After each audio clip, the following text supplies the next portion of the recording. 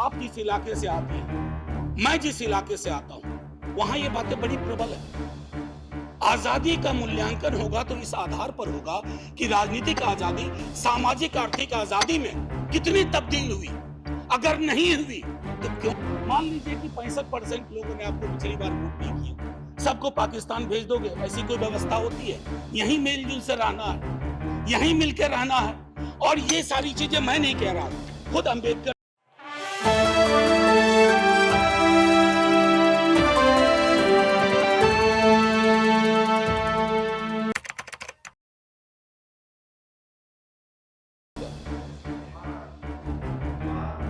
Honorable members, there have been enough reflections on Dr. B.R. Ambedkar.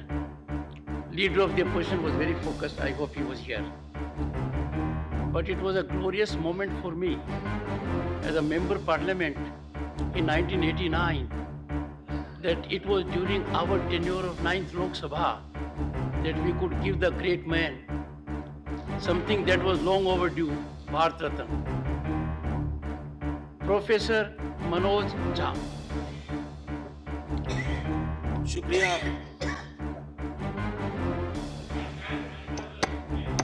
शुक्रिया सभापति महोदय, बहुत बहुत धन्यवाद। आज का दिन बेहद महत्वपूर्ण है और इस महत्वपूर्ण दिन के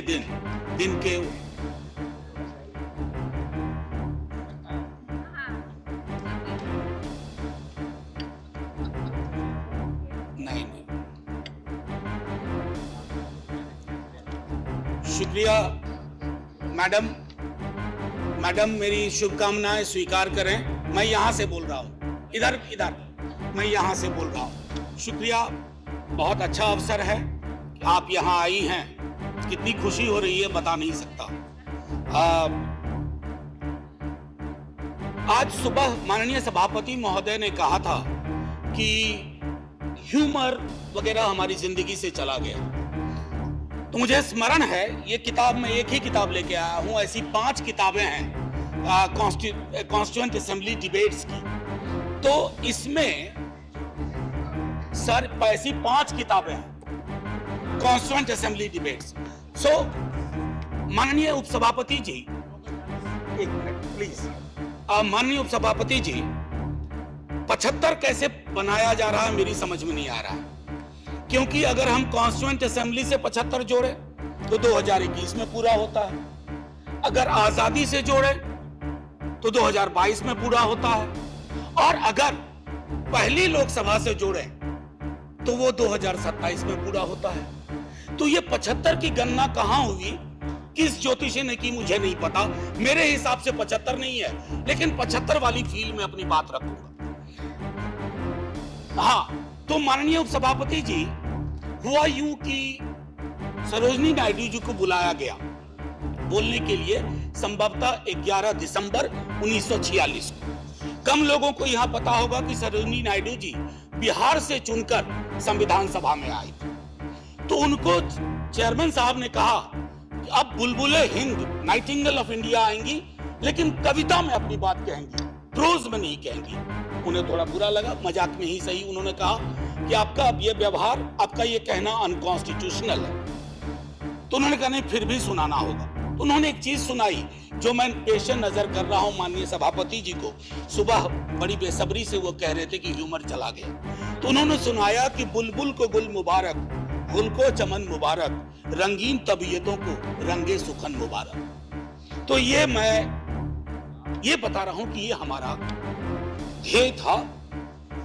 अब सुबह चर्चा की, हमारे लीडर ऑफ द हाउस ने बड़ी खूबसूरत चर्चा की और जिक्र किया सर्वपल्ली राधाकृष्णन का। यहाँ है ठीक सामने सर्वपल्ली राधाकृष्णन। उन्होंने एक बात कही थी और मैं वो श्लोक पढ़ना चाहता हूं। मृदुना दारुणं हंति मृदुना हंत्य दारुणम, मृदुना दारुण हंति मृदुना हंत्य दारुणम, ना साध्यं मृदुना किंचित तस्मात् तीव्रतरं मृदु।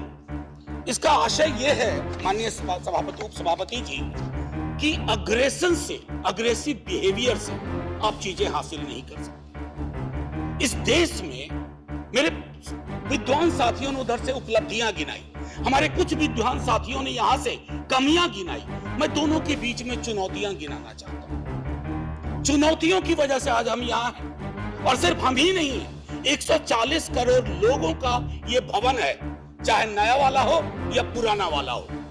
तो आज के दिन ये मेरी ओर से एक विदाई भाषण भी है, अपने दल की ओर से, इस इमारत को, जिस इमारत में हिंदुस्तान की तकदीर लिखी गई संविधान सभा के माध्यम से, और वो तकदीर लिखने वाले संकीर्ण दायरों में नहीं सोचते थे।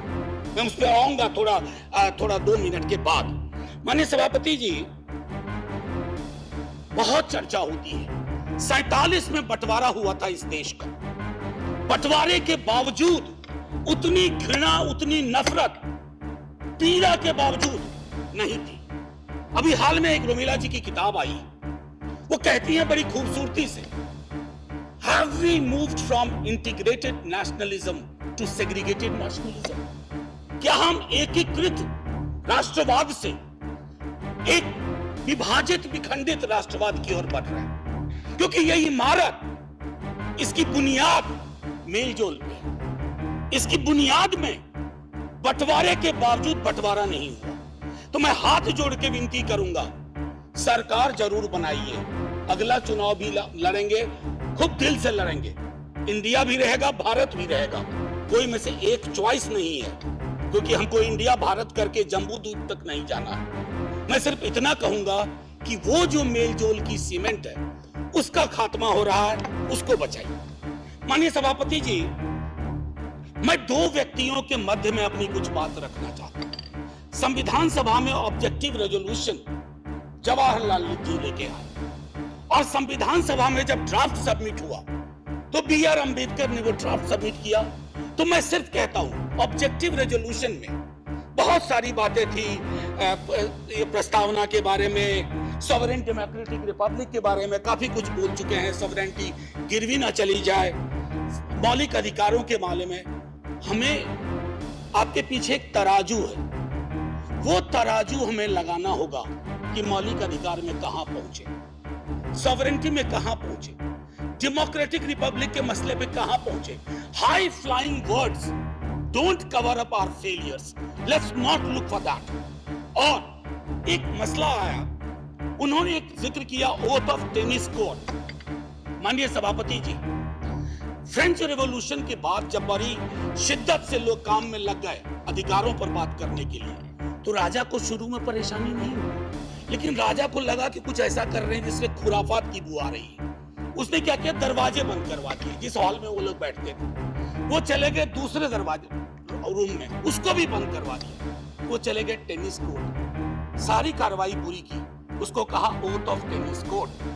ओथ ऑफ टेनिस कोर्ट का जिक्र जवाहरलाल जी ने इसलिए किया था कि हमारे अंदर वो जज्बा हो, इमारत बनाने बिगाड़ने से इबारतें नहीं बदलनी चाहिए। हमारा जज्बा वही होना चाहिए जो ओथ ऑफ टेनिस कोर्ट में जवाहरलाल जी, हमारे फर्स्ट प्राइम मिनिस्टर, ने कहा।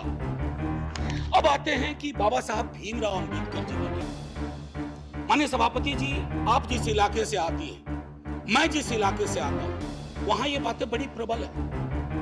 आजादी का मूल्यांकन होगा तो इस आधार पर होगा कि राजनीतिक आजादी, सामाजिक आर्थिक आजादी में कितनी तब्दील हुई। अगर नहीं हुई तो क्यों नहीं हुई। उन्होंने कहा था कि एक दिन एक ज्वालामुखी बन जाएगा, और मैं उस ज्वालामुखी को बनते देख रहा हूं। वो इसलिए बनते देख रहा हूं कि जब मैं देखता हूं कि बिहार के जातिगत सर्वेक्षण पे देश के सॉलिसिटर जनरल कोर्ट में खड़े हो जाते हैं, तो मैं देखता हूं ब्लॉक करने की कोशिश हो रही। यह एस्पिरेशनल वर्ग है, पिछड़ों की बड़ी आबादी, उसके एस्पिरेशन को आप सोशल डेमोक्रेसी के नजरिए से देखें, जो बाबा साहब कह गए थे। 31 में आखिरी हुई, उसके बाद पाकिस्तान बांग्लादेश बना। क्या इस देश को, यहाँ की सरकारों को, राज्यों की सरकार को वैज्ञानिक आंकड़े नहीं चाहिए? क्या आप आंकड़े आसमान से गिराएंगे? मैं समझता हूं आज के दिन यह भी हमें सुनिश्चित करना होगा कि हम इन आंकड़ों को लाएं, उसके आधार पर अपनी नीतियां तय करें। एक माननीय सभापति जी, अंबेडकर साहब 2 और चीज कह के गए, प्रिवेंटिंग टिरनी ऑफ मेजॉरिटी। मैं बार बार इस सदन में कह चुका हूं कि मेजॉरिटी बेहद आवश्यक चीज है। मेजॉरिटी के बिना सरकार नहीं चलती है, लेकिन मेजॉरिटी और मेजॉरिटेरियनिज्म में फर्क है। ये फर्क अगर हमारी सरकार भूल जाती है तो बहुत बड़ी पीड़ा होती है। जब मेरे मित्र ने कहा, मैं अक्सर देखता हूं हम जैसे लोग छोटी आलोचना भी करते हैं, छोटी मोटी आलोचना जो कभी व्यक्तिगत नहीं होती है। आप कहते हो कि पाकिस्तान चले जाओ, अरे कभी देखा भी हो कितनी जगह है वहां का भूगोल क्या है, इतने लोग नहीं हट पाएंगे। मान लीजिए कि 65% लोगों ने आपको पिछली बार वोट नहीं किया, सबको पाकिस्तान भेज दोगे? ऐसी कोई व्यवस्था होती है? यहीं मिलजुल से रहना है, यहीं मिलकर रहना है। और ये सारी चीजें मैं नहीं कह रहा हूं, खुद अंबेडकर साहब कह के गए थे। मैडम, आपकी तरफ से मैं एक और चीज, एक दो छोटी चीज कह करके, इस देश की एक बड़ी आबादी, सभापति महोदया, मैं आपका सभापति महोदया अभी बिल मत 2 मिनट लूंगा, ज्यादा नहीं, आज पहली बार है, इतने नजरिए नाज कर दीजिए। मैं सिर्फ इतना कहना चाहूंगा कि बेरोजगारी को लेकर हमारा दृष्टिकोण साफ होना चाहिए। सरकार में आप हो, हम हो, बेरोजगारी हम सबकी पॉलिटिक्स खत्म कर देगा। राइट टू एम्प्लॉयमेंट के लिए हम क्या सोच रहे हैं, और इस देश की एक बड़ी आबादी से देशभक्ति का जो प्रमाण पत्र हम मांगते हैं ना मैडम, वो कहीं चलेगा नहीं। मैं आखिरी चीज कह करके एक सुनाना चाहता था। मैं इसलिए कहता हूं, वो एक घर में 5 सदस्य हैं, उसमें हर 5वां सदस्य उस आबादी का है। अगर उस घर में उस 5वें सदस्य को आप एलिनेट करेंगे, दूर करेंगे, घर कभी महफूज नहीं रह सकता। और आखिरी में मैं साहिर को जाता हूं और वहीं खत्म कर दूंगा, आपको घंटी बजाने की जरूरत नहीं पड़ती। आओ कि आज गौर करें इस सवाल पर, देखे थे हमने वो हंसी ख्वाब क्या हुए। दौलत बढ़ी तो मुल्क में अफलास क्यों बढ़ा, खुशहाली आवाम के असबाब क्या हुए। जो अपने साथ साथ चले कुएदार तक, वो दोस्त, वो रफीक, वो अहबाब क्या हुए। क्या मोल लग रहा है शहीदों के खून का, क्या मोल लग रहा है शहीदों के खून का। मरते थे जिन पे हम, वो सजाए याब क्या हुए। बेकस बरहनगी को कफन तक नहीं नसीब, वो वादा आए अतलसों के मुखाब क्या हुए। जमहूरियत नवाज बशर दोस्त अमन ख्वाह, खुद को जो खुद दिए थे वो अलकाब क्या हुए। मजहब का रोग आज भी क्यों लाइलाज है, मजहब का रोग आज भी क्यों लाइलाज है। वो नुस्खा हाय नादिर नायाब क्या हुए। हर कूचा शोला जा रहे, हर शहर कत्लगाह, यकजहतिया हयात के आदाब क्या हुए। सहराए तीरगी में भटकती है जिंदगी, उभरे थे जो उफुक पे वो माताब क्या हुए। मुजरिम हूं अगर मैं तो गुनहगार तुम भी हो, मुजरिम हूं अगर मैं तो गुनहगार तुम भी हो। ए रहबराने कौम खताकार तुम भी हो। Jai Hind ma'am, and salute to all the freedom fighters, संविधान सभा के उन तमाम लोगों को। और मैं चाहूंगा कि सेंगोल के बगर में एक बड़ी आकृति में इनकी तस्वीरें वहां लगाई जाएं और हमें प्रेरणा देते रहें। जय हिंद।